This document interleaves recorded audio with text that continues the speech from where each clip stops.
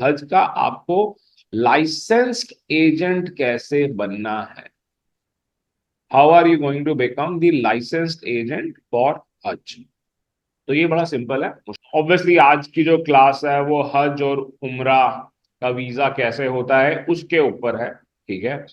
और हमारा मकसद ये नहीं होता कि हम सिर्फ आपको ये बताएं कि आप लेंगे कैसे, वो तो शायद ज्यादातर लोग ले ही सकते हैं। ठीक है। अगर किसी को पैसे दे के हज और उम्रा का वीजा खरीदना है तो वो किसी भी एजेंट के पास जाएगा, चार एजेंट से पता करेगा, यहाँ वहां से कहीं ना कहीं से पैसे कम करा के ले ही लेगा।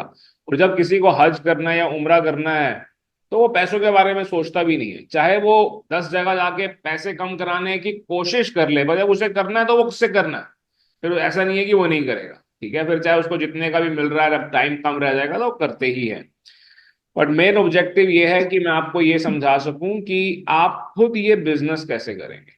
ठीक है। मेन ऑब्जेक्टिव ये है। और उससे पहले मैं आपको ये बता रहा हूं कि जो आइटा लेना लेने का प्रोसेस था, ठीक है, वो प्रोसेस आज भी वही है, वही रहेगा। बट आइटा ने आज ये कंफर्म कर दिया है कि जो बेसिक सर्टिफिकेट्स हैं उनके ऊपर हम हो सकता है आइटा रिकॉग्निशन ना दें। पूछो। सर, मैंने यूएस वीजा रिन्यू के लिए अलाउ वो अप्लाई किया। सब कुछ हो गया, अपॉइंटमेंट ले ली, डेट ले ली। जुलाई में अप्लाई किया। उसकी डेट मिली मुझे अप्रैल में, अप्रैल 25 में। ठीक है सर। उसके बाद उन्होंने अपने किसी अंकल से अप्लाई कराया। उन्हें एक उससे नेक्स्ट एक वीक में डेट मिल गई, अब उसकी अपॉइंटमेंट मिल गई। ऐसे कैसे हो सकता है सर? कैसे पॉसिबल है? ऐसा हो सकता है, मैं क्लास में सिखा चुका हूँ। उन्होंने यूएस से अप्लाई किया था। हाँ जी। ऐसा हो सकता है, ये हम क्लास में कर चुके हैं। अब ये ऐसा नहीं है कि 2 मिनट में या 5 मिनट में सिखाया जा सकता, इसीलिए पूरी प्रॉपर क्लासेस होती हैं, ऐसा होता है। ठीक है। सोहेल, कैमरा ऑन कर लो। कैसे हो? चलो ठीक है। क्या कहते हैं, मैं 1 मिनट जरा अपना व्हाट्सएप देख लूँ कि अगर कोई क्लास ज्वाइन करने से रह गया हो तो। और इससे पहले कि मैं आज का टॉपिक स्टार्ट करूं, मैं एक छोटी सी नॉर्मल आप लोगों को इन्फॉर्मेशन दे देता हूं, क्योंकि आप में से कुछ स्टूडेंट्स बाकी चीजें भी कर रहे हैं। ठीक है। तो ये इंफॉर्मेशन आपके, ऑब्वियसली आज की जो क्लास है वो हज और उम्रा का वीजा कैसे होता है उसके ऊपर है। ठीक है। और हमारा मकसद ये नहीं होता कि हम सिर्फ आपको ये बताएं कि आप लेंगे कैसे, वो तो शायद ज्यादातर लोग ले ही सकते हैं। ठीक है। अगर किसी को पैसे दे के हज और उम्रा का वीजा खरीदना है तो वो किसी भी एजेंट के पास जाएगा, चार एजेंट से पता करेगा, यहाँ वहां से कहीं ना कहीं से पैसे कम करा के ले ही लेगा। और जब किसी को हज करना है या उम्रा करना है तो वो पैसों के बारे में सोचता भी नहीं है, चाहे वो 10 जगह जाके पैसे कम कराने की कोशिश कर ले, पर जब उसे करना है तो वो उससे करना है। फिर ऐसा नहीं है कि वो नहीं करेगा। ठीक है। फिर चाहे उसको जितने का भी मिल रहा है, अब टाइम कम रह जाएगा तो वो करते ही है। बट मेन ऑब्जेक्टिव ये है कि मैं आपको ये समझा सकूं कि आप खुद ये बिजनेस कैसे करेंगे। ठीक है। मेन ऑब्जेक्टिव ये है। और उससे पहले मैं आपको ये बता रहा हूं कि जो आइटा लेना लेने का प्रोसेस था, ठीक है, वो प्रोसेस आज भी वही है, वही रहेगा।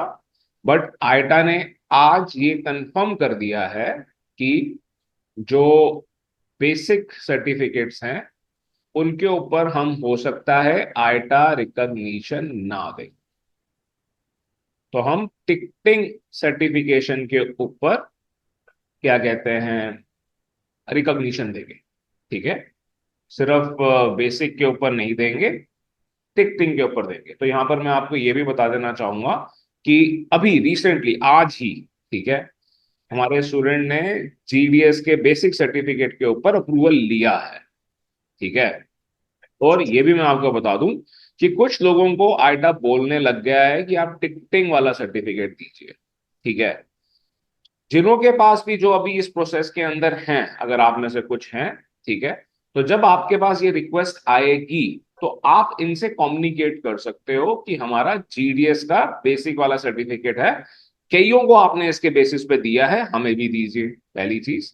दूसरा, जिन्हों का सर्टिफिकेट अभी तक नहीं आया है या जिन्हों का अभी तक एग्जाम नहीं हुआ है, उन्हों का एग्जाम और सर्टिफिकेट अब अपडेटेड सर्टिफिकेट होगा, अपडेटेड एग्जाम होगा।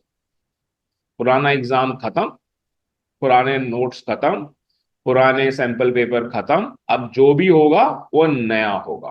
ठीक है। इसीलिए जिन्हों का भी 26 सितंबर को एग्जाम था, वो 26 सितंबर को नहीं होने वाला। वो एग्जाम या तो हम 1 तारीख को लेंगे या 3 तारीख को लेंगे, जो भी फाइनल डेट होगी वो आ जाएगी। जो आप लोगों के पास स्केड्यूल शीट है उसमें अगर आप चेक करें तो डेट 26 सितंबर वहां से हट चुकी है, अब डेट लिखी ही नहीं हुई है वहां। ठीक है। तो जो भी डेट आएगी वो आपको पता लग जाएगी। ठीक है। क्योंकि इन्होंने सर्टिफिकेशन चेंज कर दिया तो इसीलिए कोर्स भी चेंज हो गया, उसकी फीस चेंज हो गई, फीस इंक्रीज हो गई, सब कुछ इंक्रीज हो गया। ठीक है। बट जिन्होंने रिसेंटली इसके लिए एनरोल किया था, फीस पे की है, उन्हों को कोई एक्स्ट्रा फीस नहीं पे करनी पड़ेगी, वो इंस्टीट्यूट बेयर करेगा। उसका नुकसान स्टूडेंट को नहीं होगा। पर जो पहले से सर्टिफिकेट लेकर बैठे हैं या जो पहले से प्रोसेस करके बैठे हैं, वो दोबारा नया सर्टिफिकेशन अपने हिसाब से करेंगे। ठीक है। और ये भी हो सकता है कि डाउन द लाइन और 3 महीने के बाद आईटा ये बोले कि जिन्हों को आईटा रिकॉग्निशन दे चुका है उन्हों को भी बोले कि आप टिकटिंग का सर्टिफिकेट लीजिए। ठीक है।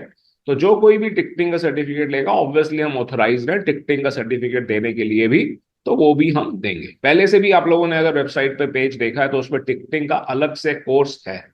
ठीक है। जो कि 6th ऑप्शन होती है। ओके। चलिए जो भी है, तो हज और उम्रा का लाइसेंस लेने के लिए आईटा का लाइसेंस लेना पड़ता है। ठीक है। सबसे पहले तो मैं आपको बेसिक ये बता रहा हूँ। ठीक है। जैसे कि मैंने आप लोगों को बोला कि हमारा ऑब्जेक्टिव सिर्फ ये नहीं है कि हाँ आप नुसूक पर जाओ और जाकर वीजा ले लो। ठीक है। तो that is what many people can do. Okay. सबसे पहले मैं आपको बेसिक्स बता देता हूं कि हमारा क्या टारगेट है। हमारा ये टारगेट है कि हम हज और उम्रा के वीजास तो करना चाहते ही हैं। ठीक है। बट हम एक मीडिएटर की तरह सिर्फ नहीं करना चाहते। हम ये चाहते हैं कि जो हम हज और उम्रा के वीजास करें वो हम डायरेक्टली करने लग जाएं। ठीक है। अब जब डायरेक्टली करने हैं तो ऑब्वियसली 2 पार्ट्स हैं इसके अंदर, एक है उम्रा और एक है हज। ठीक है। अब ये जो इस्लाम फॉलो करते हैं ऑब्वियसली उन लोगों को अच्छी तरह से मालूम है कि दोनों के अंदर क्या डिफरेंस है। पर जो लोग इस्लाम फॉलो नहीं करते हैं उन्हों के लिए मैं थोड़ा सा बता देता हूं कि उम्रा हम पूरा साल कर सकते होते हैं। ठीक है। पर हज का एक पर्टिकुलर पीरियड होता है जो हर साल 11 दिन आगे आ जाता है। ठीक है। तो हज जैसे कि अभी इस बार काफी गर्मियों में रहा, तो ऐसे कभी आप देखेंगे कि ये सर्दियों में भी पहुंचेगा, जैसे जैसे टाइम इसका चेंज होता रहता है। ठीक है। 2024 अप्रैल में सऊदी अरेबिया गवर्नमेंट ने एक काफी बढ़िया चेंज किया। ठीक है। That change was very helpful for all those who wanted to do Umrah. तो उमरा तो अब किसी के लिए प्रॉब्लम रह ही नहीं गई है। ठीक है। क्यों? क्योंकि हम अब उमरा मतलब इस्लाम फॉलो करने वाले लोग उमरा अब टूरिस्ट वीजा के ऊपर कर सकते हैं। उनको अलग से उम्रा का वीजा लेने की जरूरत नहीं है। अगर उन्होंने नॉर्मल टूरिस्ट वीजा लिया है तो भी वो कर सकते हैं। अगर वो सऊदी अरेबिया में वर्क परमिट पे रह रहे हैं तो भी कर सकते हैं। पढ़ने के लिए गए हैं, इस्लाम फॉलो करते हैं, वो भी कर सकते हैं। ऑब्वियसली पढ़ने के लिए ज्यादातर वही लोग जाते हैं जो उसी अरेबिक में ही पढ़ना चाहते हैं, और ऑब्वियसली जो उनका मेन पैटर्न है, क्योंकि जो इस्लाम फॉलो करते हैं उनकी प्रेयर्स के हिसाब से स्कूल्स जो नॉन मुस्लिम कंट्रीज हैं वहां पर चल नहीं पाते हैं, क्योंकि टाइमिंग प्रेयर के लिए टाइम देना फिर उस तरह से वो चीजें करवाना। चलो जो भी है। तो क्या कहते हैं, अदरवाइज भी एक टाइम हुआ करता था जब सऊदी अरेबिया के लिए इंडियंस को टूरिस्ट वीजा नहीं मिलता था। ठीक है। बट अब टूरिस्ट वीजा मिलता है, वो आपको नुसूक से हम ले सकते हैं और आगे चलकर हम उम्रा के लिए या फिर टूरिस्ट वीजा के लिए अपने आप को भी रजिस्टर कर सकते हैं। ठीक है। जब हम टूरिस्ट वीजा लेते हैं तो वो मल्टीपल एंट्री हो सकता है, पर जब हम उम्रा का वीजा लेते हैं तो वो मल्टीपल एंट्री नहीं होगा, वो सिंगल एंट्री होगा और वो 90 डेज के लिए वैलिड हो। इसको लेना कौन से प्लेटफॉर्म से? नुसूक के अलावा एक और प्लेटफॉर्म मैं आप लोगों को बताऊंगा, वो आप लोग देख लीजिएगा। ठीक है। अलग अलग सिटीज के अंदर इन्हों के ऑफिस हैं, जैसे हम लोग बाकी कंट्रीज के वीजास के लिए करते हैं। VFS का प्रोसेस, ये उससे कहीं ज्यादा आसान है, ठीक है, और वो हम कर सकते हैं, वो प्रोसेस मैं आपको भी दिखा दूंगा। ओके। अब बात आ जाती है कि हज कैसे करना है। ऑब्वियसली हज कैसे करना है मैं आपको नहीं बता रहा, कि हज का आपको लाइसेंस्ड एजेंट कैसे बनना है। How are you going to become the licensed agent for Hajj. तो ये बड़ा सिंपल है, मुश्किल नहीं है, ठीक है। खैर टाइम कंज्यूमिंग होता है, सिंपल तो कहना आसान है, पर इसका प्रोसेस क्या है। सबसे पहले तो हमारे को यहाँ पर इंडिया में अपनी कंपनी रजिस्टर करनी है। इंडिया में हमारे को लाइसेंस लेना है मिनिस्ट्री ऑफ माइनॉरिटीज से, ठीक है। उसके लिए क्या क्या डॉक्यूमेंट लगेंगे वो मैं आप लोगों को बता रहा हूं। इसके अलावा फिर हमारे को सऊदी अरेबिया गवर्नमेंट में, मतलब सऊदी अरेबिया में इन्वेस्टमेंट के बेसिस पर हम टाई अप कर सकते हैं। वो कहाँ से होगा कैसे होगा वो भी मैं आपको बता रहा हूं, ठीक है। जब हम ये स्टेक लेके टाई अप कर लेते हैं तो भी हमारे पास 49% शेयर ही होता है। फिर हम खुद डायरेक्ट हज एजेंट की तरह रजिस्टर कर सकते हैं। तो क्या नुसूक डायरेक्ट एजेंट नहीं है? नुसूक तो एक इजी प्लेटफॉर्म है जहां से लोग जाकर वीजा ले सकते हैं। नुसूक के ऊपर फर्दर एजेंट्स रजिस्टर्ड हैं जिन्हों के पास लाइसेंस है हज का वीजा प्रोवाइड करने का या फैसिलिटेट करने का। तो नुसूक के ऊपर, नुसूक गवर्नमेंट का प्लेटफॉर्म है, ये कोई प्राइवेट प्लेटफॉर्म नहीं है, ठीक है। नुसूक गवर्नमेंट का प्लेटफॉर्म है। तो जो नॉर्थ नुसूक के ऊपर रजिस्टर करने के लिए या सऊदी अरेबिया गवर्नमेंट के साथ अपने आप को हज एजेंट रजिस्टर करने के लिए हमारे पास पहले से वहां पर कंपनी होनी चाहिए है। जो आपने कैसे लेनी है वो मैंने आपको बताया और अभी मैं आपको दिखाऊंगा भी सही। और इसके बाद हम वो डॉक्यूमेंट्स फॉलो करके अपने आप को हज लाइसेंस्ड एजेंट की तरह रजिस्टर कर सकते हैं। और फिर आप आराम से यहाँ पर ज्यादा लोगों को, आपके पास एक कोटा होगा। वैसे भी कोटा जब आपको चाहिए है, देखिए कि कोटा लेने के लिए आपका सऊदी अरेबिया गवर्नमेंट के साथ रजिस्टर करना जरूरी नहीं है, ये भी मैं आपको बता दूं। जब हम हज और उम्रा का लाइसेंस सिर्फ इंडिया में ले रहे हैं, हम ये नहीं कह रहे कि हमें सऊदी, दो पार्ट है ये, देखिए। बहुत सारे क्या मैं कहूंगा 99% लोग जो क्या कहते हैं इंडिया के अंदर अपने आप को लाइसेंस्ड एजेंट बताते हैं हज वीजा के लिए या उम्रा वीजा के लिए। They have just registered themselves, इन्होंने सिर्फ अपने आप को जो है इंडिया गवर्नमेंट के साथ रजिस्टर किया, मिनिस्ट्री ऑफ माइनॉरिटी के साथ, इन्होंने हज कमेटी के साथ अपने आप को रजिस्टर किया। वो भी अच्छा खासा प्रोसेस है।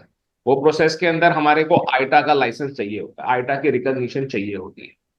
तो जिन्होंने वो कर लिया, अब वो कोटा लेते हैं, फिर उन लोगों को कोटा मिलता है। फिर जो हमारी गवर्नमेंट है, इंडिया की गवर्नमेंट जो है, वो उनको कोटा देती है कि हाँ जी आप इतने वीजास दे सकते हो, ठीक है, जो गवर्नमेंट के पास आए, जो जिसको गवर्नमेंट ऑफ इंडिया आगे डिस्ट्रीब्यूट कर रही है, ठीक है।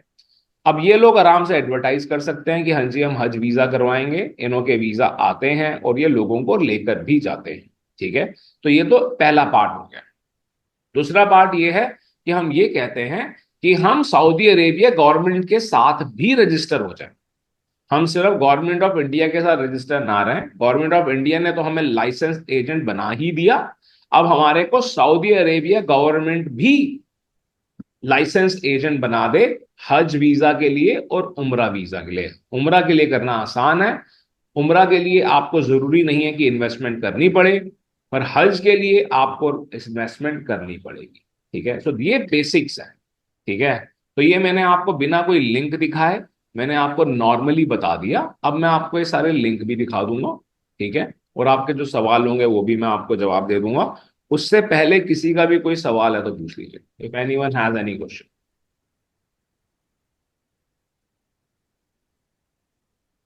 सर आपने बताया 19 डेज का वीजा मिलता है उम्रा का। 90 दिन का। 90। Okay sir. और कोई सवाल?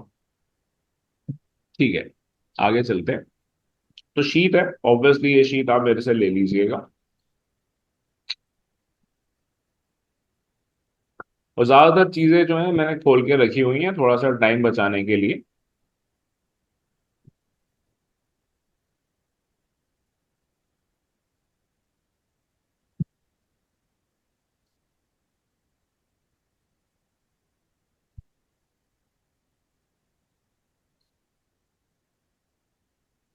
तो सबसे पहले तो आप यहाँ पर देखिए कि ये मैंने सीधा मैं एडवांस स्टेज पर आ गया हूं। मैं जो शुरुआत मैंने की है, मैंने, क्योंकि हम जैसे हमारे कई स्टूडेंट्स हैं जो पहले वाले स्टेप्स तो कर चुके हैं, तो अब यहाँ पर मैं बिल्कुल फाइनल एडवांस स्टेज पर आया हुआ हूं। ठीक है। उसके अंदर मैं ये कह रहा हूं कि आप अपनी कंपनी जो है गवर्नमेंट ऑफ सऊदी अरेबिया के साथ रजिस्टर कर रहे हैं। और क्या वो पॉसिबल है?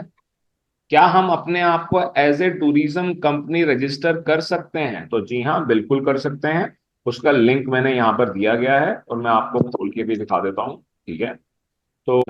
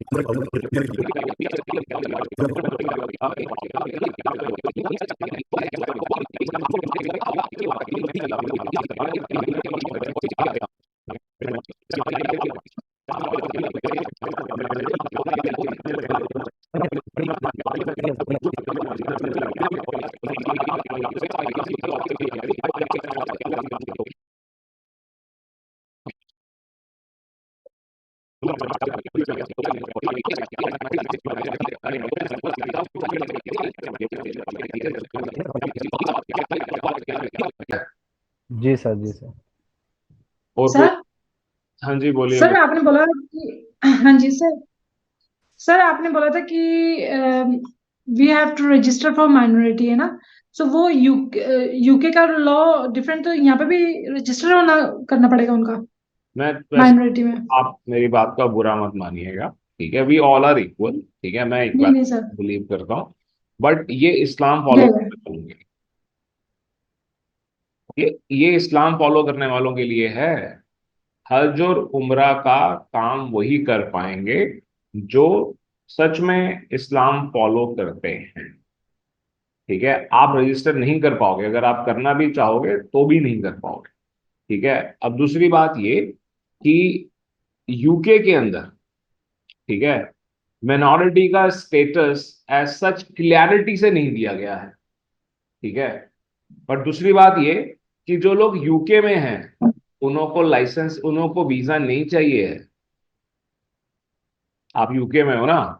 तो अगर मैं यूके हाँ जी।